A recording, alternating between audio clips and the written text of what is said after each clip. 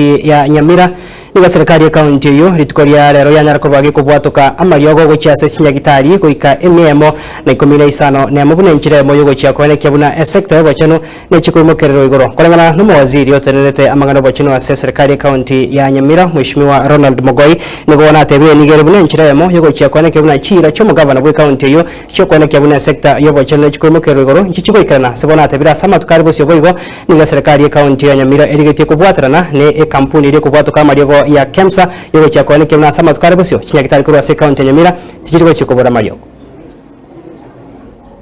Otwa flag of Mariogo akoenda kinyagitari kitu 116 are worth the million sarasini. Mariogo yakwenda ku Rural Dispensary paka Erifaro Hospital ya Nyamira kuhakikisha kerudio ndo wensi ogocha kinyagitari kitu bwate buru bondo wensi tonyara ko batoko mugweni na kuhakikisha karago soko kinyagitari usekara kinyagitari yetu komatora Mariogo ali atakiri. In fulfillment of our goal of achieving universal health care coverage, my government has ensured that all our 116 public health facilities are impaneled under the Social Health Authority. On 27th November 2024,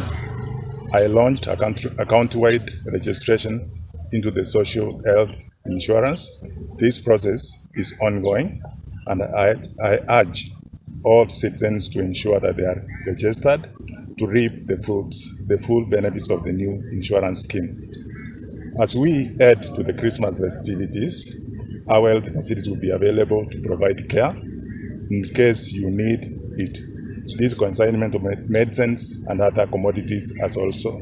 come at an opportune time. That we are really working hard to ensure that we get to 100%. If you check what KEMSA supplied, it's 81% of what we ordered.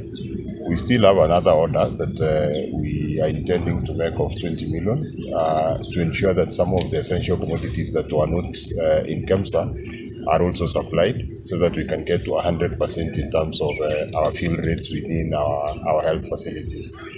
What we are working on as a department is to ensure that there is accountability for these commodities all the way from the point of entry into each health facility to our stores and eventually up to the dispensing area,